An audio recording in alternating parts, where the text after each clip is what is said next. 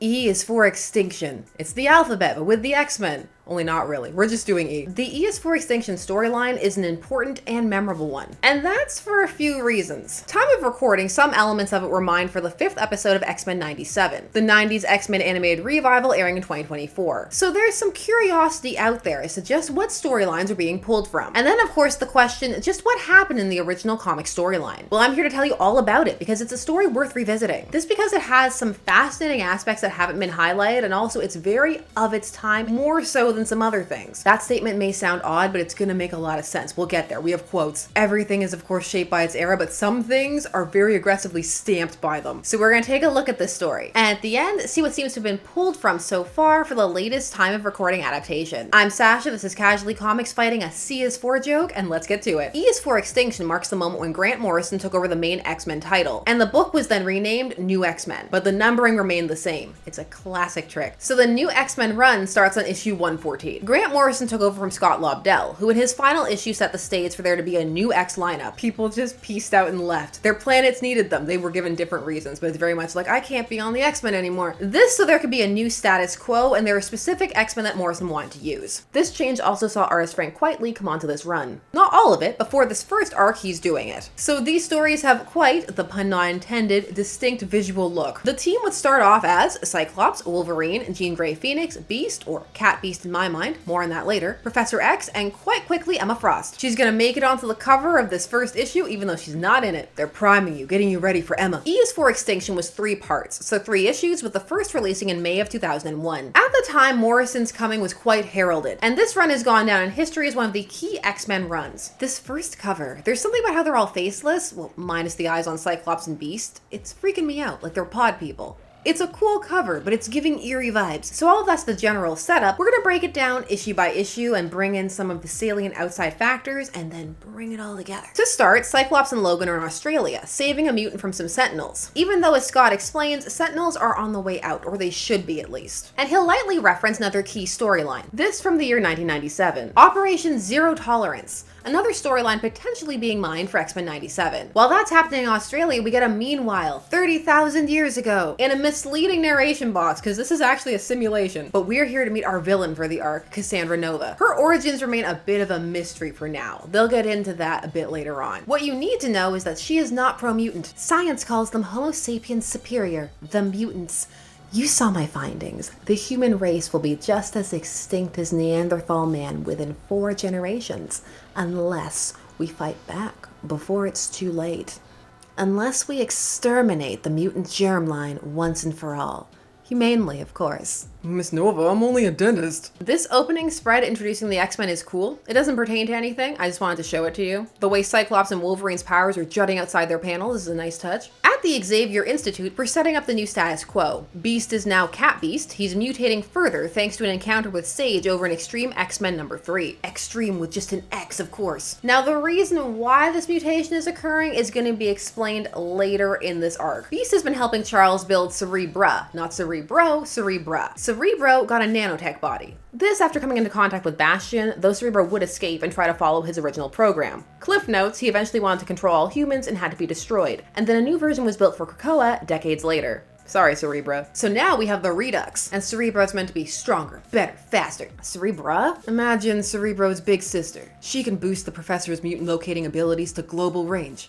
Humor me, Jean. I'm hormonally imbalanced. Sunspot activity, manic depressive mood swings. I feel like a Hindu sex god, Jean. I'm going to write a paper when I relearn how to use a pen. The new look suits you, Beast. Distinguished feline. I like it. Yeah, this arc's got jokes. Some will land, others will disrupt the horrific tone to come. Charles is able to locate a whole host of mutants, millions. And this is important. Also that he sees a spike in Ecuador. Next we have some Cyclops and Logan banter. They're way past their whole rivalry over Jean at this point. It's more gruff older brother hassling rule-abiding younger brother vibes. Back with our villain, she's taken Trask, this isn't Bolivar Trask, but his nephew, who is a dentist, and she's taken him to a secret undiscovered master mold. Specifically known to have AI, so it's been able to adapt to the environment and use materials around it to create new Sentinels, known as Wild Sentinels. Its reveal is pretty cool. Now, importantly, this first issue takes some time to explain itself out of a more superhero vibe, and this is deliberate. This is visually demonstrated by their more casual-ish costumes, or at least different. There's also some light shading towards their older looks. Thoughts on the new school uniforms? Suddenly I don't have to look like an idiot in broad daylight.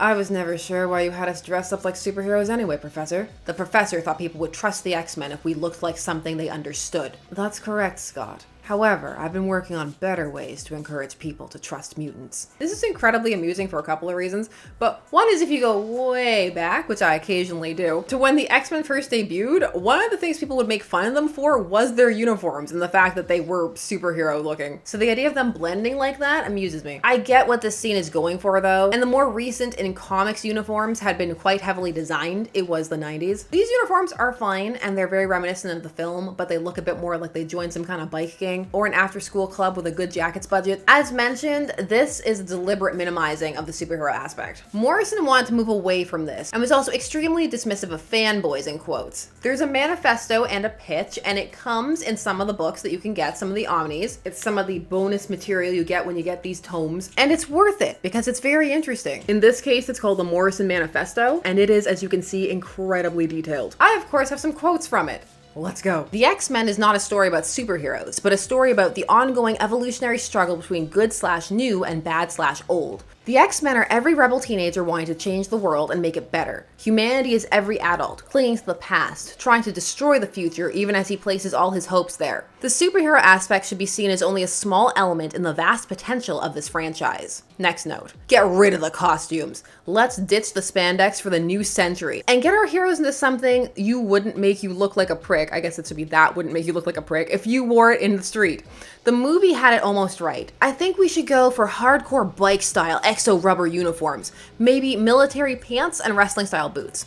Whatever, a uniform again. Youth culture looks are going uniform anyway. There's also a bit about how fans complain about anything, so there's not really a need to listen to them. It's presented in a way that you could read it potentially to try and make this run criticism proof, or at least insulate it from some criticism, or maybe I'm a cynic, or maybe it's both. We'll get there too. I just love when things like this get published because it gives you such good insight. The way Charles's mindscape is visualized during this scene is intriguing. There's a lot of clever background work in this. The other important thing to note, aside from the new uniforms at the school, is that Scott and Jean are having marital tensions, and that Scott and Logan are detouring with the mutant they rescued to Ecuador to check on that spike. Charles is attacked psychically by Cassandra Nova and threatens to kill himself, so we can establish that he carries a gun and also how powerful Nova is. She's brought this Trask to the jungle because she needs access to his genetic code, his DNA. The Sentinels are coded to listen to Trask, and so they'll listen to him. There's a murder of a bunch of corpse soldiers. Her sections have a lot of violence. It's kind of disconnected from any emotion, but it's meant to convey that she's evil and that things are serious. Mileage varies. For some, it will land. For others, it may prove gratuitous. The early 2000s had a lot of that. With a word, you can extend their reach. With a word, you can exterminate Homo superior in its infancy, while the species is still too young to fight back. So lower that once commanding voice of yours a few octaves. Forget your dental practice, Mr. Trask. Your future lies in genocide. Thus ends issue 114 and takes us to 115, in of which the Wild Sentinels are deployed. We're going to take out the mutants of the world. This is our genocide issue, as mentioned. I wonder if YouTube's going to demonetize me for using that word so many times. Probably. Also, the newly introduced X-Wing that they brought up in 114. It's destroyed. The X-Men, casually destroying jets.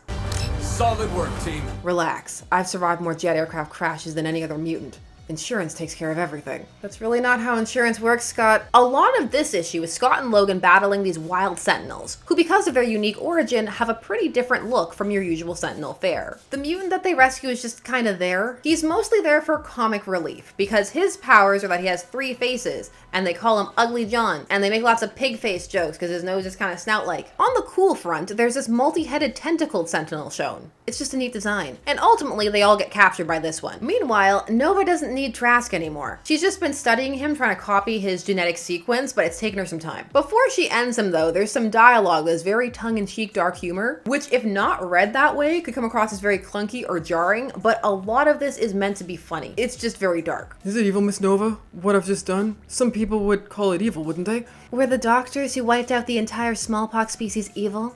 In a world without values or morality, Good and evil are just choices on the menu of the mighty, Mr. Trask. When they hear why you launched 4 supersonic death machines into the most densely populated mutant area on Earth, I think they'll say, by God, he was evil, yes, but evil in a good way. But it keeps going and it gets very dark as we see that Nova has psychic abilities and she can read his mind and says that he would gleefully keep mutant children and women as slaves in his basement. It's a lot. She then kills him, saying she can now copy his sequence after studying him for 10 hours. And this panel of how she does it is one of my favorites. It's just scary and gross. Phasing abilities need not be underestimated. While this is going on, we hear word of the Sentinel attacks. They've been underway, and that mutant who they rescued, he gets blasted and badly hurt, and Cyclops has to euthanize him.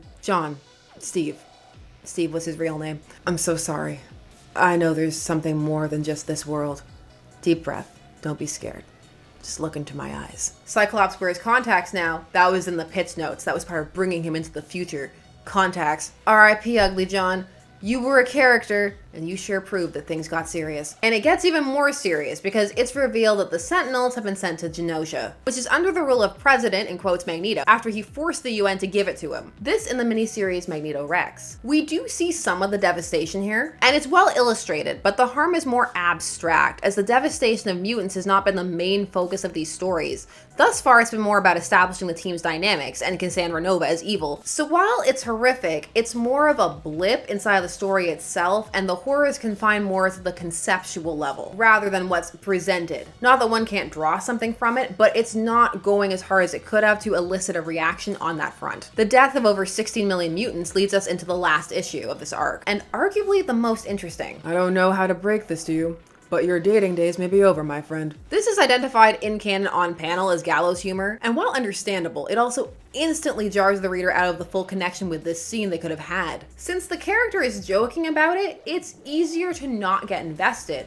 though for some, that contrast may be what makes them cling on to the horrific. It depends, miles will vary. But for some, the imagery is going to be warring with the text. Even just a few somber panels before that, or reorganizing the second and third panels for the first and then going into that, could have made a huge difference in resonance for this scene and setting up tone. The thing is, all of this Genosha and the death, that wasn't the focus, or at least feeling bad about it wasn't the focus. No, the goal was more to shake up the status quo. For example, and I have more quotes from the pitch, so far for these stories, I'd like access to Professor X, Cyclops, assuming he'll be back from the dead, Wolverine, Colossus, Jean Grey, Moira McTaggart, and a bunch of no-hopers we can kill, including the population of Genosha.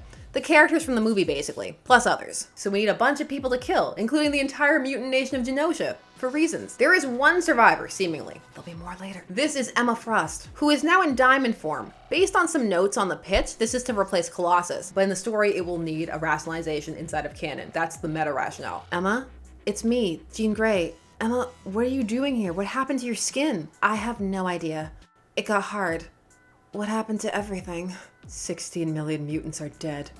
Why? To shake up the status quo, that's why. While Professor X, Wolverine, and Cyclops try to decide what to do with Cassandra Nova, who they have captured, we get an explanation on Emma's diamond form. Excuse me, organic what? Secondary mutation. What?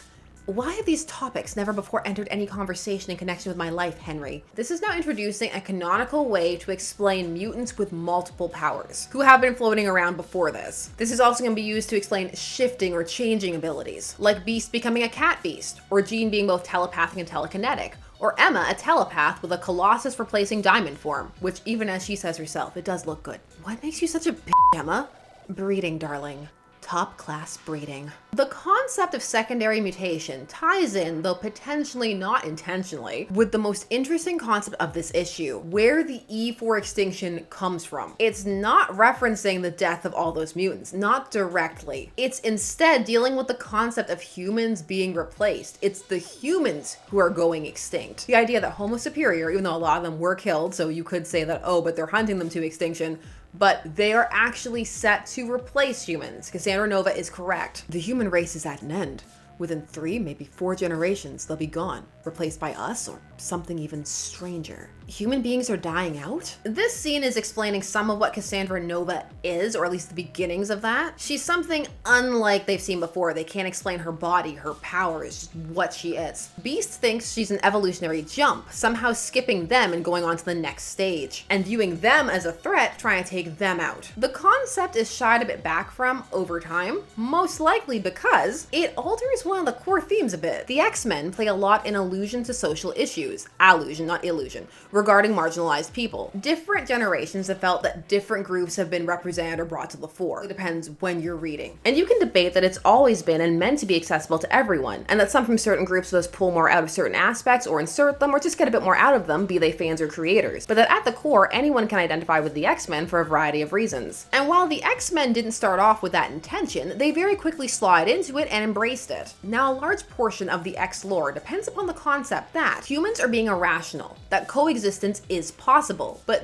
this explanation kind of removes that by saying no, they're straight up being replaced by a different species. They will go extinct. Not even potentially by mutants, but maybe by something even scarier or stranger, such as Cassandra Nova, that maybe the mutants themselves are in danger by their next evolutionary phase. It is very interesting, but it proposes a different type of illusional conflict that shies away from the allegory many fans and creators enjoy playing with when it comes to the X-Men, though some may disagree and feel that this is exactly the same and it slots in perfectly. Beast also talks about instinctual fears, the idea that people just know inherently on some kind of animalistic level when they're being threatened, or in this case that they're being replaced, the idea that the entire species is going to go extinct. And again, in this context, it's presented as true. So again, intriguing, but potentially not the best fit for the X-Men if one wants to maintain their core concept or what became their core concept long term. Because then that makes it a case for the literal survival of a species. And what species wouldn't fight to survive? The end of this issue is a very dynamic fight between the X-Men and Cassandra Nova, who is trying to make it to Cerebra to finish exterminating the mutants. She gets this pineal gland from beyond looking tentacle coming out of her forehead, very cool. But then, taken out by a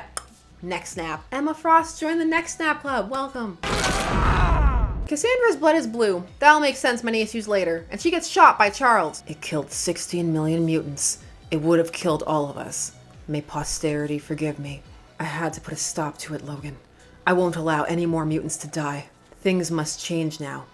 To me, my X-Men. Oh man, quick, someone's gotta get Emma a uniform. If she goes outside like that, someone will think she's a prick. The issue ends with the aftermath. Charles is going on television doing interviews about Genosha. Jean and Scott are having marriage problems, and they're left shocked when Charles reveals to the world that he's a mutant. And that was E is for Extinction. Next up, A is for Apocalypse. No, I wish. Next up is Danger Rooms. E is for Extinction has a very deliberate focus, and it is very well crafted and contained. Its goal is a shaking up and jump starting of the X line. It's also trying to appeal to the mainstream by presenting a lineup they'll be more familiar with given the time. It's important to highlight and remember the year, 2001, the year after the first X-Men live action movie. This film was a jolt to Marvel Comics, and it's why the comics pivoted so hard and why a pitch like Morrison's ended up being so appealing. Large parts of this pitch reference the film directly and the impact it had. Hence what I was talking about at the beginning of this, of it's very of its time, because it is reacting directly to this movie. Here's where the idea that pre-existing fans can kind of be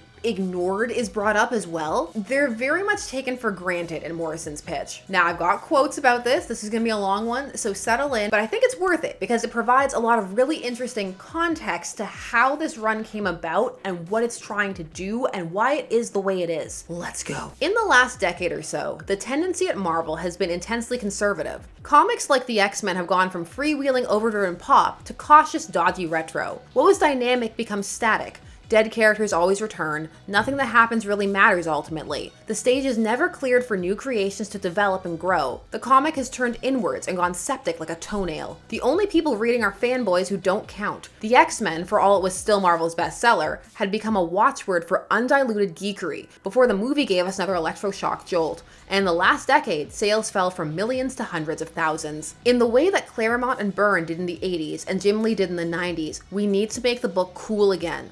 The movie has already done most of the work for us, and there are millions of new potential readers out there for the taking, including the woman who slavered over Hugh Jackman, and who should be able to pick up this book and get the same sexy thrills from the comic book character. That's why if you notice in this issue in the panels I showed him, he's not wearing a shirt for the thrills. Do you feel thrilled, ladies? And men who slathered over Hugh Jackman? We have to stop talking to the shrinking fan audience and re-engage the attention of the mainstream. Longtime fans will read the book and bitch about it no matter what, all caps. We don't need to attract them. We need to make the book accessible to the real world audience. Hear that, fans? You're not the real world. You don't count at all. You're fake world. We all need to get out of our mom's basements or something. We need to get X-Men and Marvel Comics in the news again, in the cool magazines and on TV. The thing is, there are some solid ideas here, and the core idea of we need to expand and get to the more mainstream and not niche down so much isn't inherently a bad idea at all. It's a good one. Piggybacking off the popularity of the movie, also a good idea. Making it a bit more recognizable across, not terrible either. Making the book cool. Yeah, the X-Men should be cool. They're at their best when they're cool. There's a lot in the pitch and the conceptualization of it just for how the X-Men should be. That makes sense. But there's also a danger and arrogance in taking the existing fan base for granted. The idea that they'll just always be there.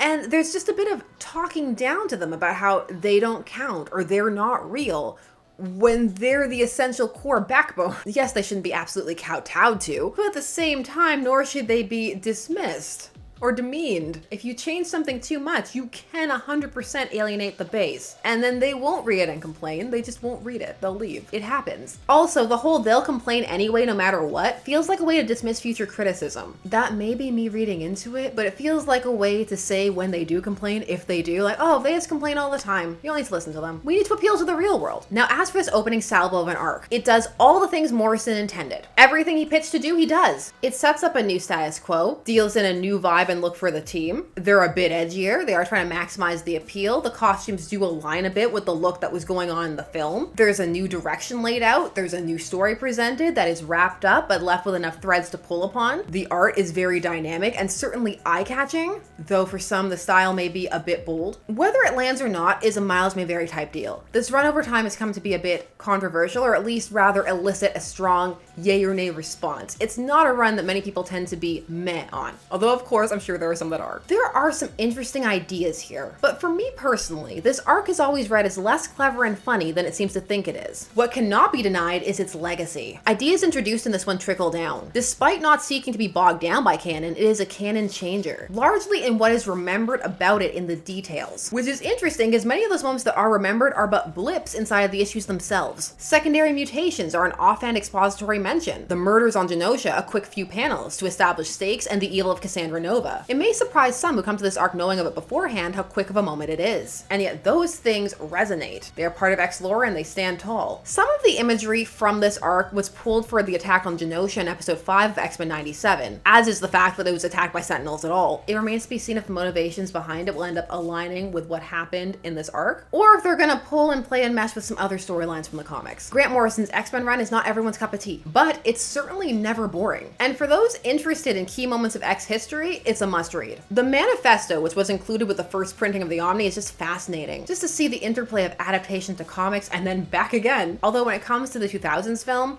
that one was more influenced by the 90s cartoon, the first run in 92, than by the comics, which were banned on set. Also, reading that pitch, it's just cool to see how different the pitch was from what came out in terms of some of the plot elements and details. It's just fascinating stuff. Anyway, those are just my thoughts, and I want to hear yours. What did you think of E is for Extinction? Did you read it? Did you like it? What other letters need their own X stories? Whatever you're thinking, put it down below. And while you're down there, please do all YouTube things. Like, share, comment, subscribe, hit that bell notification so that you never miss a vid. Thanks so much for taking some time out of your day spent discussing comics with me. I always appreciate it, and I will see you again soon. Bye-bye.